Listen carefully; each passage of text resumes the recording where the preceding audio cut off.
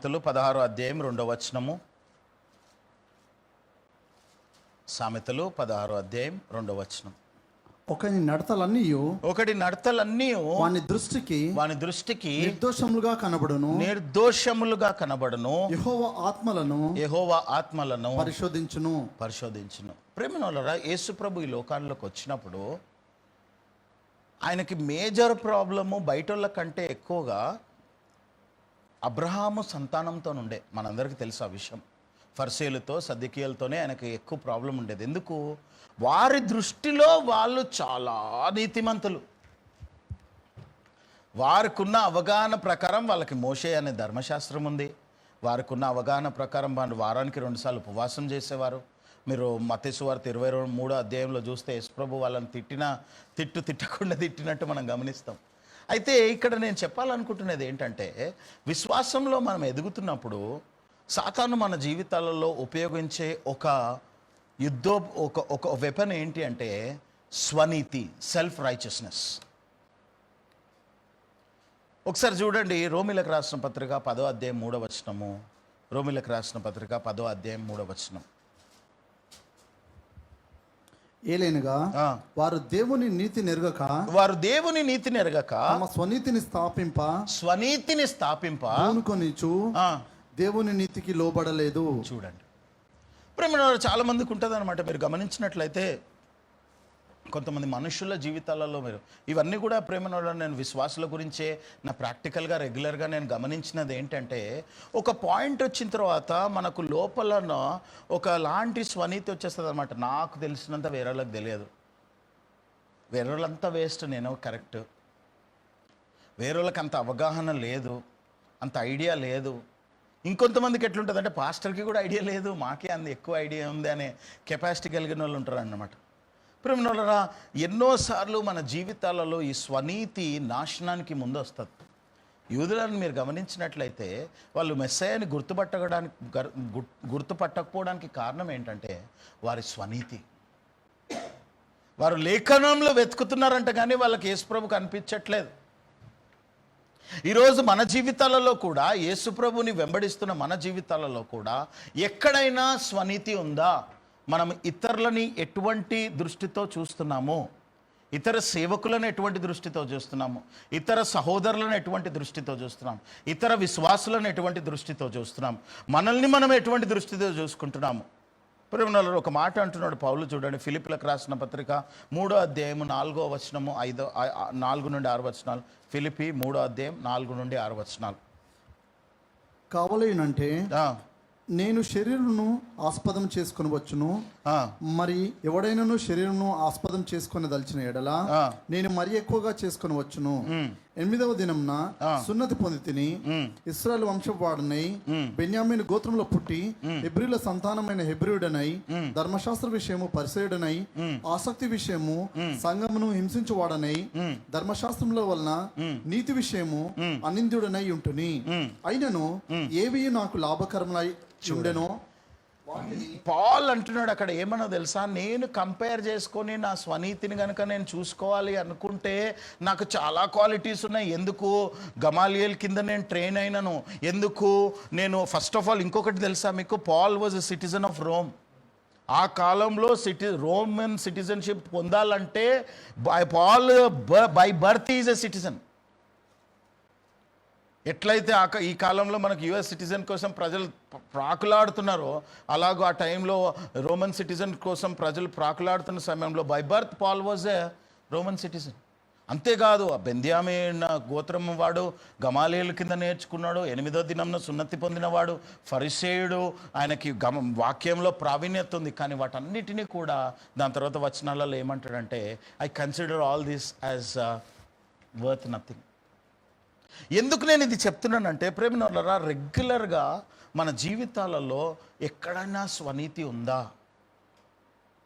స్వనీతి ఏం చేస్తుందో తెలుసా? నాశనానికి ముందు వస్తుంది అన్నమాట. ఎస్పెషలీ ప్రేమనులారా, ఎప్పుడైనా మీరు గమనించండి, కొంతమంది కాన్వర్జేషన్స్లో ఒక సేవకుడి గురించైనా, మనుషుల గురించైనా, వాళ్ళ గురించైనా, వీళ్ళ గురించైనా, వాళ్ళ కాన్వర్జేషన్లో వాళ్ళు ఎంత స్వనీతి ఉందో తెలిసిపోతుంది. ఎట్లా అంటే, ఆయన అక్కడ ఉండేవాడు, ఆమె నా అక్కడ ఉండేది, ఆయన బ్యాక్గ్రౌండ్ మాకు తెలుసు, వాళ్ళ these are all words which can come and trouble you in the days to come. స్వనీతి చాలా భయంకరమైనది. ప్రేమలో కొంతమందికి ఏదైనా టెస్టిమనీ ఇవ్వమంటే వాళ్ళ గురించి నెగిటివ్ ఎక్కువ, పాజిటివ్ తక్కువ ఇస్తారనమాట. ఇంకొంతమంది కొంచెం తెలివిగా చెప్తారనమాట. అన్నీ బాగానే ఉన్నాయి కానీ ఒకటి ఉంటుంది, ఎందుకులే మీకు అది చెప్పడం అంటే వీడు అడిగేటోడు కూడా చెప్పండి ఏంది అది. ప్రేమలో నెవర్ డూ దాట్. ఫరిసేయులు ప్రేమనోళ్ళరా వాళ్ళంట they wanted to establish their own righteousness. ఇది చాలా డేంజరస్ సిచ్యువేషన్. ఎందుకు అంటే ఎంతోమంది విశ్వాసులకి వారి సంఘాన్ని బట్టి స్వనీతి ఉంటుంది, వారి పాస్టర్ని బట్టి స్వనీతి ఉంటుంది, వీళ్ళ క్రియలను బట్టి స్వనీతి ఉంటుంది, వీళ్ళకున్న జాబ్ని బట్టి స్వనీతి ఉంటుంది. ఇప్పుడు కొంతమందికి ఎలా అంటే కొన్ని బోధల్ని బట్టి స్వనీతి ఉంటుంది అనమాట. లేదు మా పాస్టర్ చెప్పిండు ఆల్రెడీ, మాకు బాగా తెలుసు. ప్రేమనరా నేను అనేది ఏంటి అంటే నీ దేవుడి దగ్గర నువ్వు వచ్చిన తర్వాత మనం అందరం కూడా బలహీనులమే. మనమందరం కూడా పాల్ లాంటోడు ఇన్ని ఉన్నప్పటికీ కూడా దేవుడు వచ్చి సౌలా నన్ను ఎందుకు హింసిస్తున్నావు అని చెప్పి ఆ దమస్కు మార్గమును దర్శించిన తర్వాత ఈయన ఉపవాసం చేసి దేవుడి సన్నిధిలో కనిపెడితే అననీయ వచ్చేంత వరకు కూడా ఈయన కళ్ళకున్న పొరలు పోలేదంట. So God can use anybody, God can do any wonders. అందుకే సన్స్ ఆఫ్ జెబదీ గురించి కూడా, అదే యోహాను యాకోబుని గురించి కూడా దేవుడు అంటాడు, ఒకసారి యేసుప్రభు దగ్గరకు వచ్చి వీళ్ళు అంటారు నీ నామంలో వాళ్ళు అది చేస్తున్నారు వాళ్ళ మీదకి అగ్ని దించాలా అంటే దేవుడు ఏమంటాడు తెలుసా, నా నామంలో చేస్తున్నారు కదా, డోంట్ వరీ అంటాడు. ప్రేమనోళ్ళరా ఈ ఎండ్ టైమ్స్లో లేబుల్లు, స్టిక్కర్లు మనుషులకి చాలా ఇంపార్టెంట్. వేరే విశ్వాసులు కూడా దేవుడిలో ఎదగగలుగుతారు అనే ఓర్పు ఉండదన్నమాట. They just know only one thing, we are great, rest all are waste. అటువంటి నేచర్ ఉన్న వారి జీవితాలలో జరిగేది ఏంటి అంటే you are very near to destruction.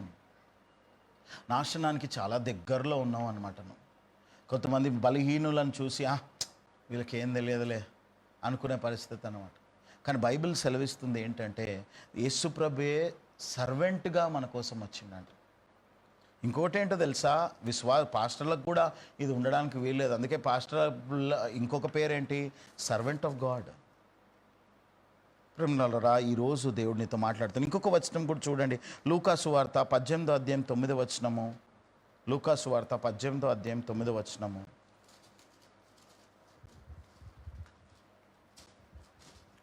తామే నీతిమంతులమని తమ్ము నమ్ముకొని ఇతరులను తృణీకరించు కొందరితో ఆయన ఈ ఉపమానం చెప్పాను. చూడండి, తామే నీతిమంతులమే అని నమ్ముకొనుచు ఇతరులను తృణీకరించే వారి కోసం ఈ ఉపమానం చెప్పినట్టు. ఏంటి ఆ ఉపమానము చదవండి. ప్రార్థన చేయటకై మనుషులు దేవాలయంలోకి వెళ్ళిరి. వారిలో ఒకడు పరిసయుడు, ఒకడు సుంకరి. పరిసయుడు నిలబడి, దేవా నేను చోర్లను, అన్యాయస్తులను, వ్యభిచారులనైన ఇతర మనుషుల వల్లనైనను ఈ సుంకరి వల్లనైనను.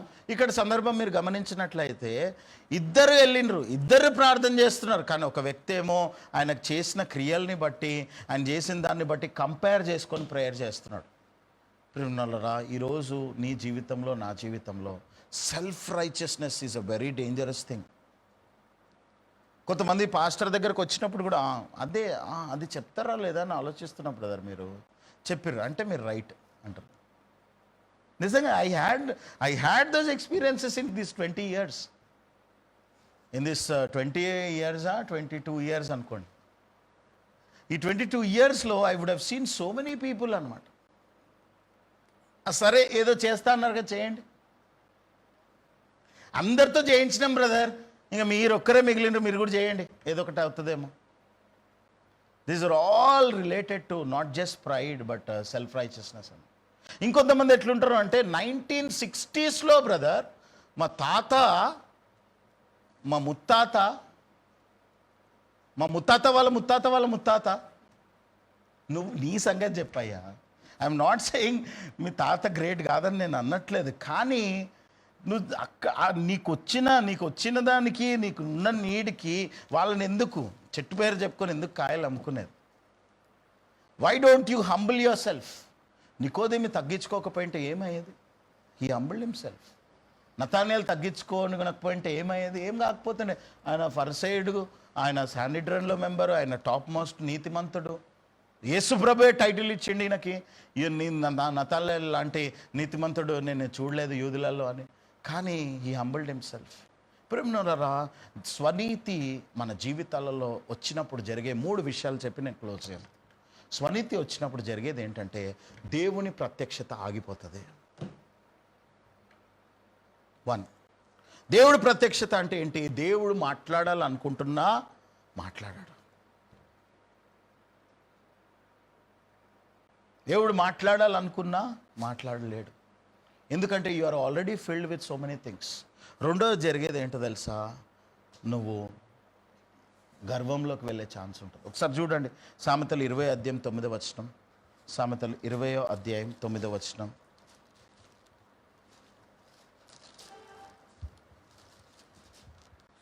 నా హృదయమును శుద్ధిపరచుకొని ఉన్నాను, పాపము పోగొట్టుకొని పవిత్రుడు నైతిని అనుకున్నదగిన వాడెవడు. హృదయమును రెగ్యులర్గా శుద్ధిపరచుకోవాలంట. లేకపోతే ఏమవుతుందో తెలుసా? ప్రభా, నేను నీ కృపను బట్టే నేను ముందుకెళ్తున్నాను అని చెప్పి రెగ్యులర్గా దేవుడి దగ్గరికి వెళ్ళాలంట. You can not compare anybody with yourself. Everybody has the great favour and revolution. దేవుడు వాళ్ళ పరిమాణం ప్రకారం, వాళ్ళ కొలతల ప్రకారం, వాళ్ళ సబ్జెక్ట్ ప్రకారం వాళ్ళతో మాట్లాడతాడేమో. కానీ నువ్వు మాత్రము ఎప్పుడు కూడా ఛాన్స్ తీసుకోవడానికి వీలు లేదు. ఎప్పుడు దేవుడి దగ్గరికి నువ్వు నిత్యమైన కమిట్మెంట్తో వెళ్ళాలంట. Deuteronomy 9th chapter 4th verse కూడా చదవండి.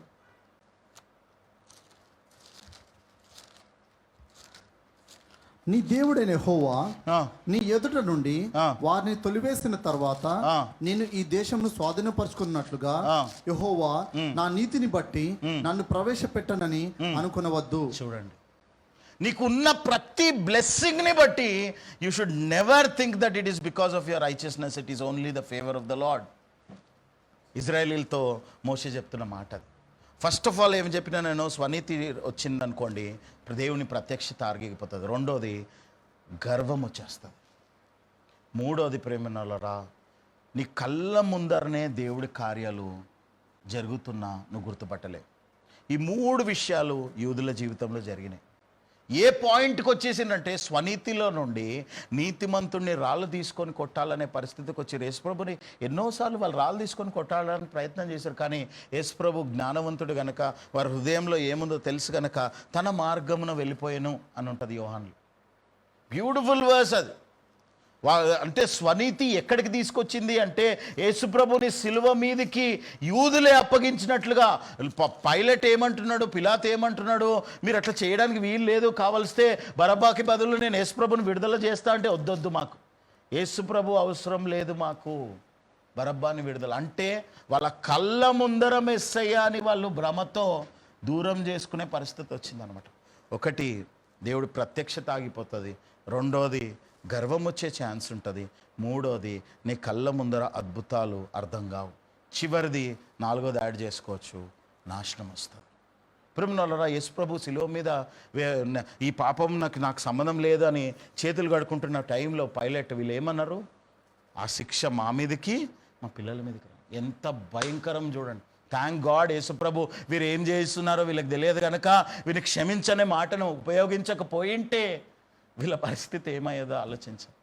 సో కాబట్టి ఈరోజు ప్రేమనులారా, మనము ఎప్పుడు కూడా never ever should have self righteousness or never ever should we have that kind of comparative righteousness with others.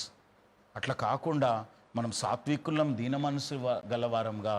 ఎందుకంటే దేవుని వాక్యమే సెలవిస్తుంది. ఒకసారి చూసేది క్లోజ్ చేసేద్దాం. మత్తయి సువార్త 5వ అధ్యాయం 5వ వచనం. సాత్వికులు ధన్యులు, సాత్వికులు ధన్యులు, వారు భూలోకమును స్వతంత్రించుకుందురు. You want to inherit kingdom, be meek. మీకు ఎన్నో తెలుసేమో, వేరేల కంటే చాలా తెలుసేమో, but never ever compare or try to put them down. ప్రిమినలరా, it's not an easy thing. అందుకే దేవుని వాక్యం సెలవిస్తుంది ఏంటంటే నాలెడ్జ్ విల్ పఫ్ అంట. పఫ్ అంటే కరిపఫ్ చూసిరా ఎప్పుడన్నా? ఇంతే ఉంటుంది. మీరు గమనించే ఎప్పుడన్నా కరిపఫ్ ఇంట్లో చేయడానికి ట్రై చేయండి, లేకపోతే బేకరీలో ఎట్లా చేస్తారు ప్లీజ్ చూడడానికి. ఇంతే పిండి, కానీ ఓవెన్లో పెట్టేసరికి ఇంత అవుతుంది అన్నమాట. సో నువ్వు కూడా నీకున్నది కొంచెమే అయినా, if you become self righteous, what will happen? It will puff up and finally చేయబెట్టంగానే ఏమవుతుంది, పిసుకుమంటుంది, విరిగిపోయే ఛాన్స్ ఉంటుంది. అట్లా కాకుండా దేవుని యొక్క కృపలో నువ్వు ఎదగాలి అంటే ఇది పరిశీలనగా చూసుకోవాలి. ఏదన్నా స్వనీతి నా లోపల ఉందా? This is such a dangerous thing. ఆ స్వనీతిలో నుండి వచ్చి, అందుకే మీరు కొంతమందిని గమనించినట్లయితే ఏ లెవెల్ ఆఫ్ స్వనీతి వచ్చేస్తుంది అంటే, you fellows, you useless people ప్రీచింగ్లో తిడతారు. Never we should do that. Never we should have that kind of nature. Even individuals we should never do that. నీకేం తెలుసురా అనే పొజిషన్ ప్రేమనోళ్ళరా. అందుకే మీరు ఎప్పుడన్నా, నేను ఇంకా చాలా చెప్పొచ్చు దీని గురించి, టైం అవుతుంది. మీరు ఎప్పుడన్నా చూడండి, పౌలు రాసిన ప్రతి పుస్తకంలో ఆయనకి స్వనీతి లేదు అనడానికి నేను చెప్పాలనుకుంటుంది ఏంటంటే, లెటర్ స్టార్ట్ చేసేటప్పుడు, 1 కొరింథియన్స్ 2 కొరింథియన్స్ స్టార్ట్ చేసేటప్పుడు ఆయనతో పాటున్న జత పని వాళ్ళ పేర్లు కూడా తీసుకుంటాడు ఆయన. ఆ రోమిలకు రాసిన పత్రిక 16వ అధ్యాయంలో మీరు గమనిస్తే ఎవరెవరు ఆయనకి రోమాలో సహాయం చేసిన వాళ్ళందరి పేర్లు తీసుకుంటాడు. That is the sign of a great man of God, a great individual. అందుకే ప్రేమనోళ్ళరా, నేను దావీదు ప్రిన్సిపల్ యూజ్ చేస్తే ఏంటో తెలుసా, మనము బ్లెస్ అవుతున్న కొలది మన బ్లెస్సింగ్లో మనకు సహకరించిన వారు ఎవరెవరైతే ఉన్నారో వాళ్ళని మర్చిపోకూడదు అన్నమాట. హైలైట్ తీసుకో, అప్పుడులో వాళ్ళు హెల్ప్ చేసారు, వాళ్ళకి మేము హెల్ప్ చేసి, no you should remember them. At least if you cannot remember. అందుకే మీరు కొన్ని పేర్లు మనం ప్రేయర్ పాయింట్స్లో మనము రెగ్యులర్గా చర్చ్ గురించి ప్రేయర్ చేసేటప్పుడు కొన్ని పేర్లు మీకు తెలియదు. వాళ్ళ పేర్ల గురించి, వాళ్ళ ఫ్యామిలీస్ గురించి నేను ఎందుకు కన్సిస్టెంట్గా చేస్తున్నానో తెలుసా, ఏదో ఒక పాయింట్లో నాకు డైరెక్ట్గానో ఇండైరెక్ట్గానో వాళ్ళు హెల్ప్ చేసారు. వాళ్ళు మర్చిపోయి ఉండొచ్చు, వాళ్ళు ఈ లోకంలో లేరు, కానీ వాళ్ళ పిల్లల గురించి నేను ప్రేయర్ చేస్తాను. ఎందుకో తెలుసా, because I can never forget. ఆ టైంలో వాళ్ళు నాకు హెల్ప్ చేయకపోయింటే నేను ముందుకెళ్ళేవాడిని కాదు. ప్రేమనోళ్ళరా, ఈరోజు నీ జీవితంలో, నా జీవితంలో కూడా స్వనీతి ఎక్కడా ఉండకూడదు. And remember the ones who have helped you directly or indirectly. అప్పుడు జరిగేది ఏంటో తెలుసా, దేవుడు సాత్వికులు ధన్యులు, నువ్వు భూమిని స్వతంత్రించుకునేటట్టు చేస్తాడంట. God bless you. ప్రార్థన చేసుకుందాం. Thank you Jesus. ప్రభా, ఈ వాక్యము లైవ్లో ఉన్న వారి జీవితాలలో మిరకల్స్ జరిగించి, ఎక్కడైనా స్వనీతి ఉంటే వారి జీవితాలలో తొలగించమని యేసు నామములో ప్రార్థించి వేడుకున్నాం తండ్రి. ఆమేన్. రొట్టె ద్రాక్షరసులకు వెళ్ళకు.